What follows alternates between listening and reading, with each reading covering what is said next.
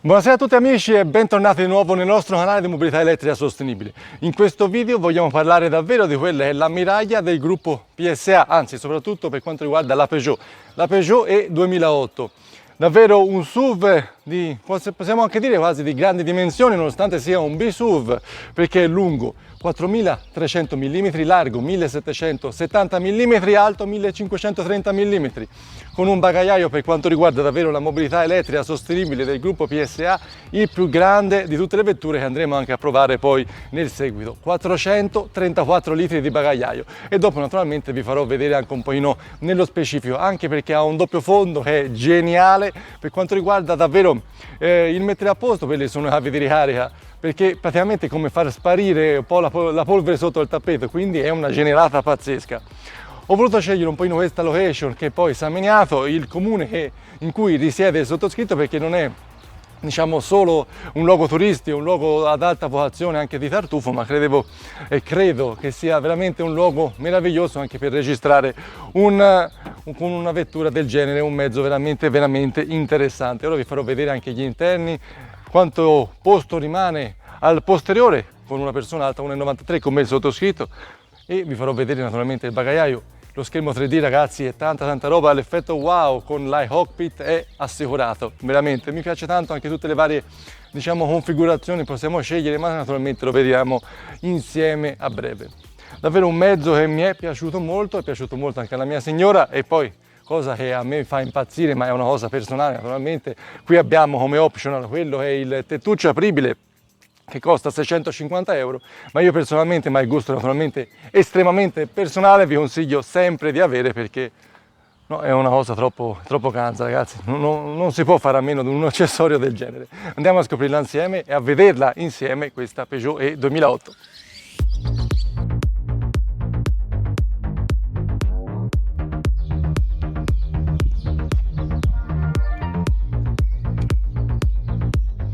Questa è la vettura, la Opel E 2008, che abbiamo in prova in questi 2 giorni grazie alla concessionaria del gruppo Brandini a Firenze.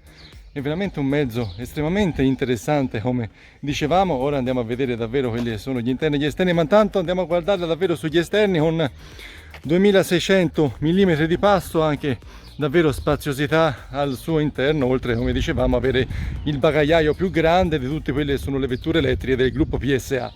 A me piace molto anche quella è la firma luminosa con le famose zanne che possiamo vedere sul davanti, che ci salutano quando ci avviciniamo alla vettura o andiamo ad aprirla, ed è veramente una bella vettura.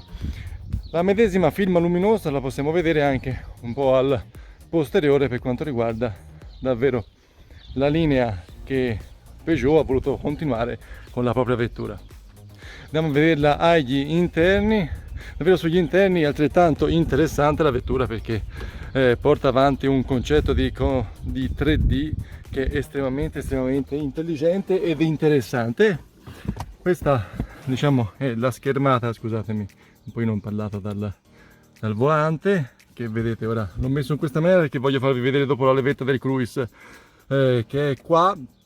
Questo è lo schermo che potete utilizzare un po' come anche sull'Opel Mokka, sulla nostra Opel Corsa, per vedere davvero quelle sono le statistiche e quant'altro. Molto interessante quello dell'utilizzo della pianola per diciamo per le selezioni rapide. Video pianola perché, come ho fatto vedere a mia moglie, questo diciamo concetto di pulsanti rapidi, ma ha detto porca miseria, sono proprio 7 come le note musicali, e infatti l'idea è proprio quella. Praticamente sono 14 pulsanti, quelli sono dalla parte di qua, sono praticamente a tocco più fisico, in questa maniera, invece quelli sopra sono touchscreen, e quindi voi premete, vedete, e parte, e quindi davvero veramente molto ben fatto. Tanto ben fatto anche per quanto riguarda la locazione dello smartphone. Scusate, c'è un po' di luce che mi dà un po' noia. Vedete questo alloggiamento qui, potete avere questo alloggiamento per appoggiarlo, ci mancherebbe altro, ma questo è veramente ancora più geniale. Andate a premere, si apre e voi potete mettere, se avete scelto davvero un'opzione, quella della ricarica a induzione, oppure mettere lo smartphone qui, che ora non posso farvi vedere perché lo sto usando per registrare, e rimane in questa maniera, e quindi voi potete andare a guardare un video, a fare diciamo qualcosa mentre magari siete a aspettare, lo mettete qui. È proprio un piedistallo perfetto per il vostro smartphone. Abbiamo qua due prese per la ricarica del device stesso. Qua abbiamo il famoso schermo tridimensionale, che non so quanto possa rendere davvero in video, ma vi posso assicurare che è veramente di livello. Qua abbiamo le varie levette. Quella che diciamo un po' più mi lascia perplesso è quella del cruise control, che è qua dietro praticamente. Guarda, così la posizione di guida è questo qua, che praticamente ora in questa maniera lo riuscite a vedere perché ho messo il volante in questa posizione, però è un po' scomodo perché generalmente non si vede perché rimane impallato da questa parte qui, e poi è a un'altezza, io sono alto 1,93 m, che ci vai a battere con, ora chiudo,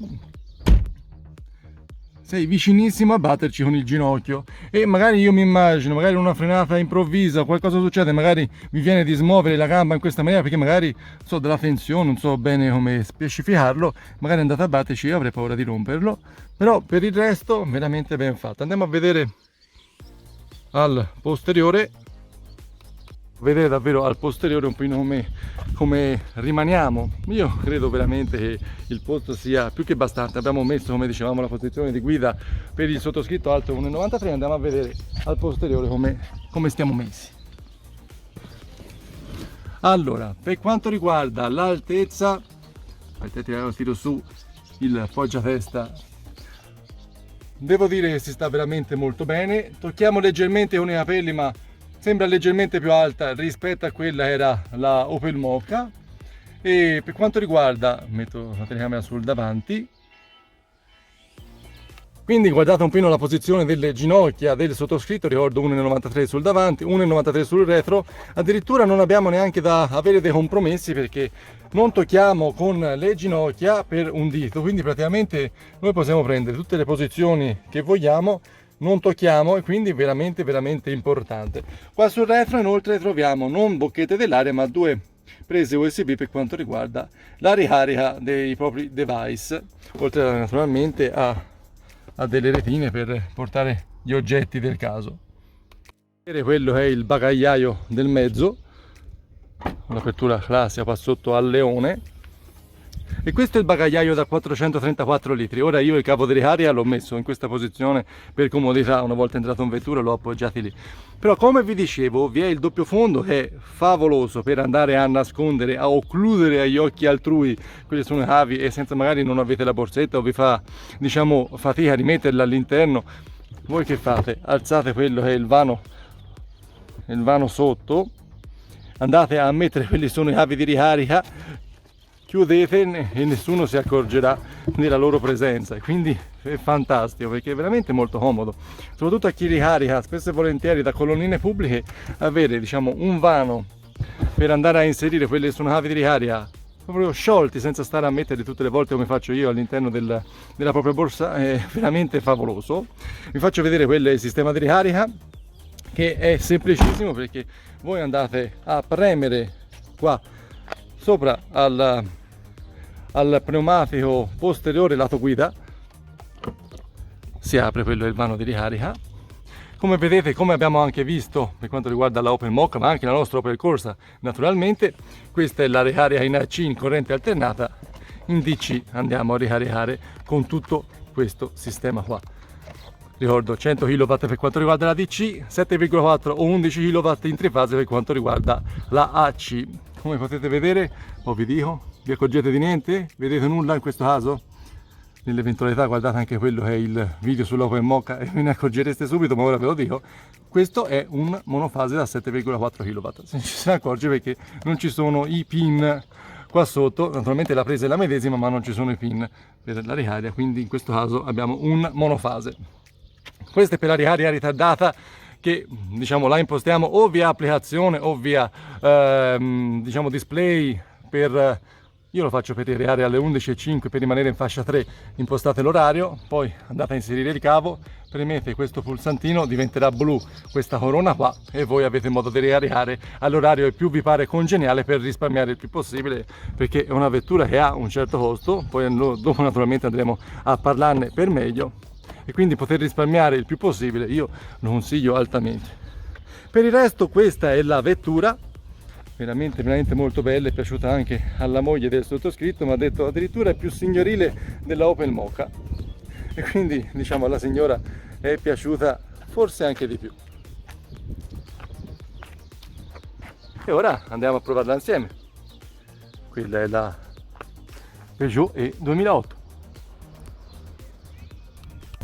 Ragazzi, ora ne approfittiamo anche davvero per girare con questa vettura, con la Peugeot E 2008, perché è veramente, diciamo, un gran bel viaggiare. Tettuccio apribile, naturalmente aperto, rigorosamente aperto, perché un mezzo del genere con un accessorio del genere non può non essere sfruttato, soprattutto in giornate come queste che sono veramente belle e che permettono davvero di riuscire a sentire l'aria addosso. Io quando ero più ragazzino avevo una vecchia Punto Cabrio e mamma mia, ho avuto anche la Punto con il tetto apribile, è stata veramente un'emozione, ragazzi. Ritornare con un mezzo del genere con il tetto apribile per me è stato veramente un grandissimo spettacolo.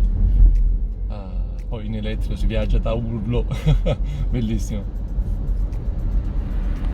In questo momento stiamo facendo un po' la strada che porta a San Miniato. In questo percorso vogliamo fare insieme a voi e a questa splendida vettura elettrica, vogliamo fare un po' il percorso da San Miniato, che è anche il comune dove abita il sottoscritto, zona vocata al tartufo e anche al turismo, ci mancherebbe altro.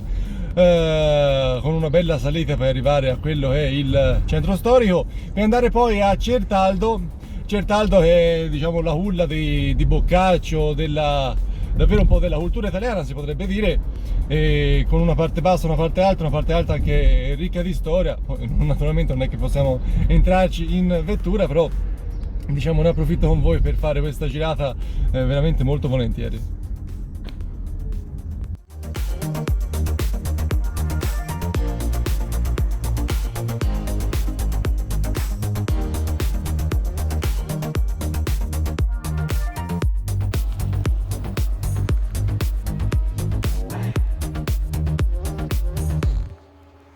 Andiamo a vedere ora un po' come funziona per quanto riguarda la partenza con questo veicolo e l'infotainment, in maniera tale, diciamo, da essere più dettagliati possibile. Come dicevamo, questi sono gli schermi, voi andate a premere il pedale del freno e tenere premuto questo pulsantino qua, andrà ad accendersi quello che è lo schermo in 3D, che è naturalmente selezionabile in varie impostazioni, tanto ora le vedremo tutte, come anche lo schermo dell'infotainment. Voi una volta avete premuto e acceso in quella maniera, siete pronti per andare, andate in D premendo questo pulsantino qua e voi potete andare liberi e beati. Mandando indietro andate in B e quindi con la frenata, diciamo, più potente, rigenerativa, voi li premete e ritorna in normale.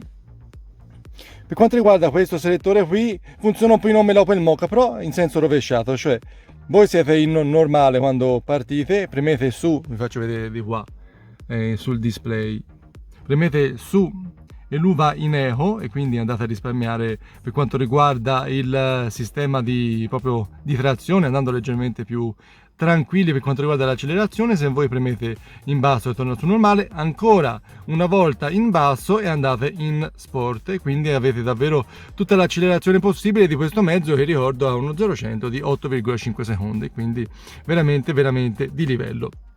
La cosa poi naturalmente appare anche su display che, come dicevamo, è touchscreen, quindi potete settarlo premendo per quanto riguarda proprio sul display, o utilizzare quelli che sono i pulsanti rapidi, che sono, come dicevamo, qua a tastiera a pianola, la parte sopra in, diciamo, in touch, la parte sotto invece è a pressione, e veramente ben fatto.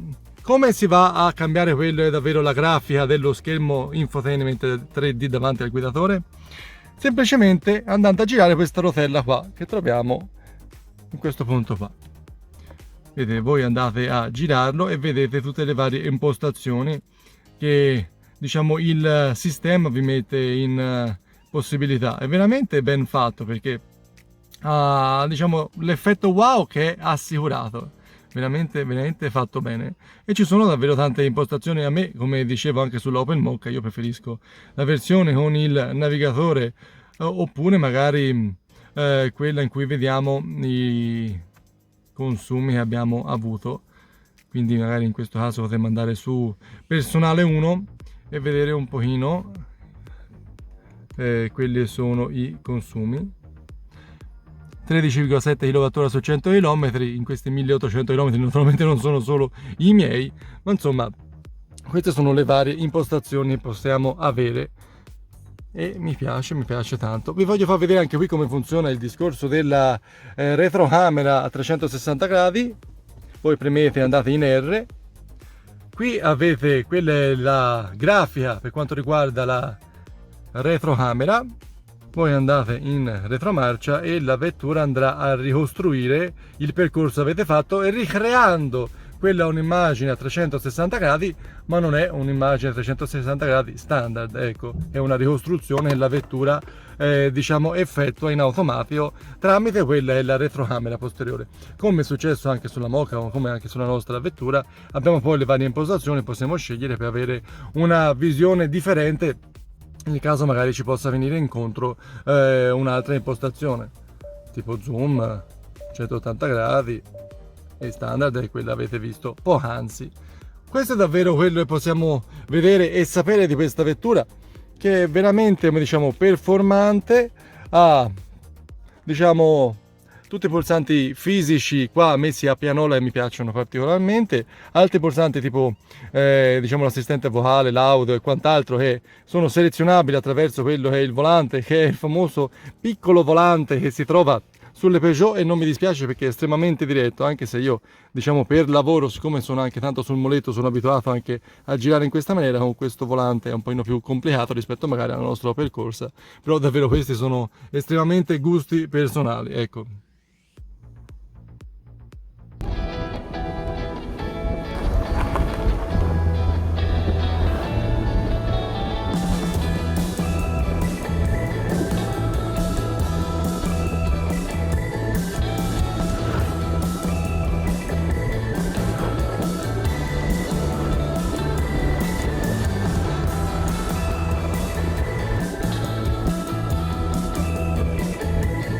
Ma obiettivamente, ragazzi, ci può essere qualcosa di meglio di guidare in elettrico? Credo proprio di no.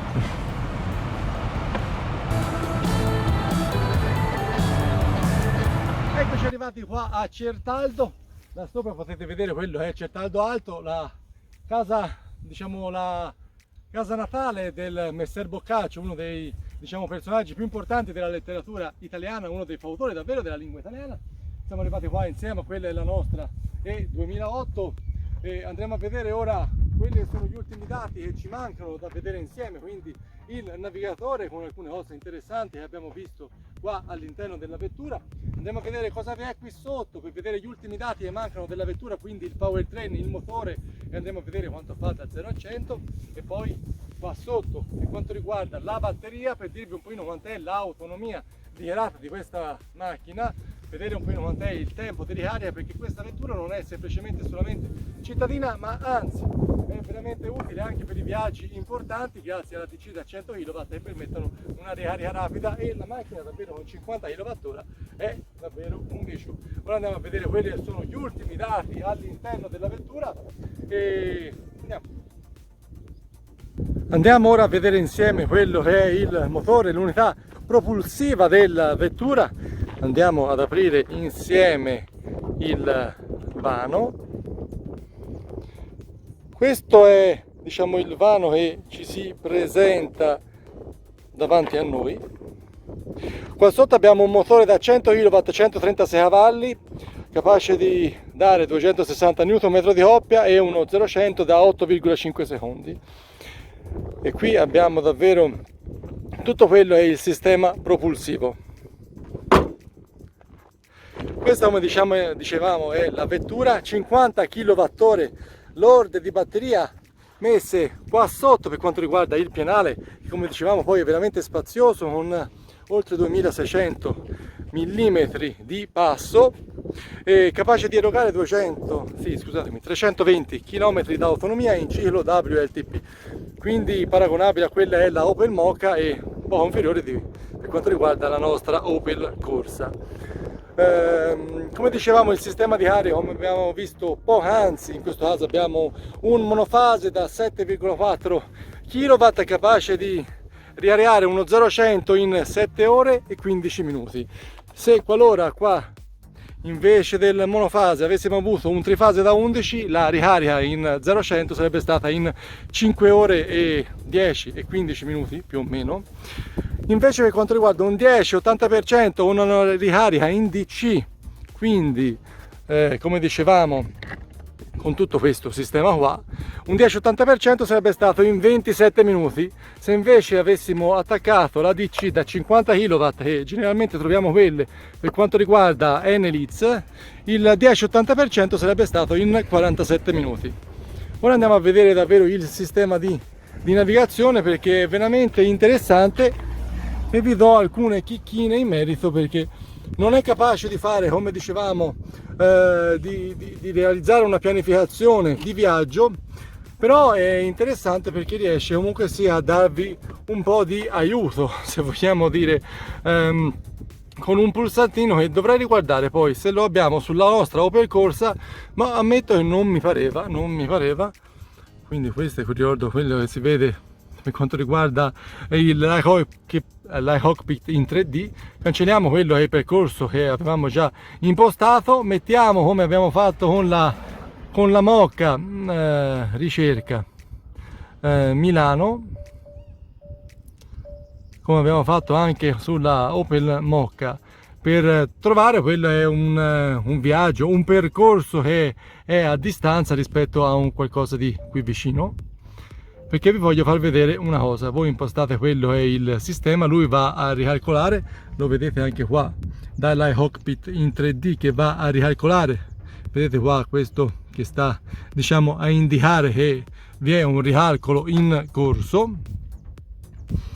E guardiamo un secondino perché vi voglio far vedere una cosina molto interessante. Probabilmente, siccome siamo in mezzo alla campagna, non ha un grandissimo segnale, quindi gli voglio dare un pochino di scusante per questo. Qui vediamo quello è il percorso, gli autovelox troveremo 335 km e quindi dovremo arrivare secondo lui alle 19:22. Vi faccio vedere, in questo momento è impostato in 3D.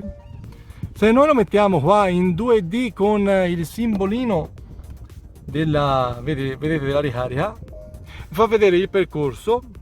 Andiamo a allontanare e vi dice che con il sistema di carica che abbiamo in questo momento noi dovremmo arrivare più o meno, sono andato troppo svelto, più o meno qua, vedete dove finisce il cerchietto blu, però è impostato sul consumo che abbiamo in questo momento e quindi in autostrada andrà a scendere, però vi dice che siamo più o meno qua. La cosa interessante è che vedete tutte quelle sono le colonnine, le vedevamo anche sulla Mokka, però quello che non ci permette anche qua è di pianificare.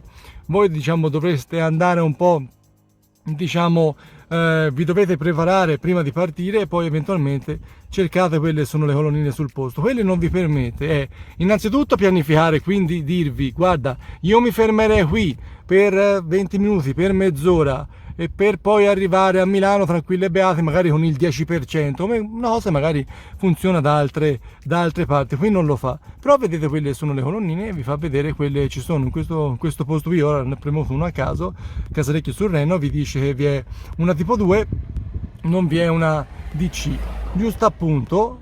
Vi fa vedere le colonnine, vi dice quelle sono i sistemi di aria sul posto, ma non vi fa fare una ricerca. Indicami anche, non so, lui non mi fa una pianificazione, però potrei domandargli: indicami quelle sono le cariche in DC, in ricarica rapida, per capirsi, lungo il percorso. Non me lo fa fare, quindi anche in questo caso io consiglierei di fare un aggiornamento in merito. Però qua abbiamo questa possibilità di vedere più o meno dov'è il range di arrivo con la batteria che abbiamo, e non è male. Sulla Opel Corsa non l'ho visto questo pulsante, sono sincero. dovrei guardare ma non l'ho visto. Insomma, la cosa qui non mi dispiace, è già un passo in avanti rispetto a quello che abbiamo visto sull'Opel Corsa. Quello non vi ho fatto vedere che mi mancava è farvi vedere, questo è il vano per mettere i documenti che non abbiamo neanche qua, quello è una lucina di cortesia, e poi abbiamo quei due posti dove io di solito ci metto una bottiglia perché bevo come un cammello, e qua diciamo una tasca comoda sotto a quanto riguarda il poggia bracciolo, e non mi dispiace affatto. Concludiamo quindi qua con questa vettura, diciamo concludo con due cifre. Questa vettura costa di listino base 38.750 euro. Nella versione base mi sono un po' spulciato quello che è il listino prezzi, guardando anche quelle sono le caratteristiche. Gli ADAS sono sempre disponibili, quindi diciamo il riconoscimento pedone ai ciclisti, la frenata d'emergenza, il cruise control non adattivo, quello diciamo è un option, o a seconda di quello l'allestimento andrete a scegliere. Comunque sia, il sistema di riconoscimento insomma della vostra stanchezza, il lane assist, sono tutte cose che sono già inserite nella vettura a prescindere da quello che è l'allestimento scelto, quindi è una cosa che io gradisco, e gradisco tanto perché la sicurezza non ha prezzo. Il prezzo di listino è 38.750 euro nella versione base, però io mi sento di sconsigliarlo perché guardando quello che è il listino prezzi ho visto che vi è i fari alogeni sulla versione d'ingresso, invece con 500 euro in più potreste avere diciamo la versione con i fari a LED. Io credo davvero che una vettura elettrica con i fari alogeni siano, non vorrei dire come la Nutella sulla carbonara, ma insomma non ci stanno questo granché, quindi io mi sento davvero di consigliarvi 500 euro. Non so quanto siano le scontisti, almeno 4.000 euro sicuramente, che le case, diciamo, la concessionaria vi può diciamo dare con una vettura del genere, e oltre comunque sia vi sono 10.000 euro di sconto con rottamazione, e quindi non vi spaventate dal prezzo, sicuramente il prezzo naturalmente che andrete a pagare è molto minore. A prescindere da tutto ci sono 6.000 euro di scontistica anche senza vettura da rottamare, oltre a quello che insomma lo sconto che vi può dare la concessionaria, quindi non vi spaventate, questo è un mezzo di assoluto valore e livello. Comunque sia, il gruppo PSA è in grado di dare anche altre vetture, come anche la nostra Opel Corsa, che sicuramente come prezzo è diciamo di gran lunga ancora più competitiva rispetto alla 2008, ma come anche alla Opel Mokka-e. Quindi nell'eventualità, se questa vettura non fa il caso vostro, magari siete due persone e avete voglia di entrare, ovvero avere un ingresso a pie pari, si potrebbe dire, sulla vettura elettrica, anche un Opel Corsa come abbiamo noi va benissimo. Però davvero questa è una vettura veramente molto interessante, con un sistema cockpit molto importante. Come dicevamo abbiamo la scelta del tetto apribile a vetro, che io amo alla follia, però è davvero un gusto strettamente personale. Come vi dicevo, 500 euro più io li pagherei per avere i fari a LED, perché non mi sembra per fare l'orologio davvero una cosa diciamo chissà quale, ma poi in definitiva non ha bisogno di chissà quali accessori. Può esserci lo schermo, noi qui in questo caso abbiamo i 10 pollici dell'infotainment, ma anche i 7 pollici potrebbe andare benissimo, ecco, la scelta poi dipenderà da voi. Io ragazzi vi saluto, vi ringrazio, spero che questo video vi possa essere piaciuto, spero che la recensione che abbiamo fatto della 2008 vi possa diciamo aiutare anche nella scelta consapevole di un mezzo elettrico che è veramente interessante. Io ancora vi voglio ringraziare per tutto l'amore e la passione che avete verso il canale Marche Elettrico, voglio ringraziare il gruppo Brandini per la possibilità che mi ha dato rispetto a questa vettura, e quindi di provare la Opel Mokka la settimana scorsa, la Peugeot E 2008 questa settimana, ma anche le prossime vetture che avremo insieme al gruppo Brandini. Grazie mille. E quindi vi voglio salutare, ringraziare, sempre Forza Elettrico, iscrivetevi al canale e un bacione a tutti. Alla prossima, ciao!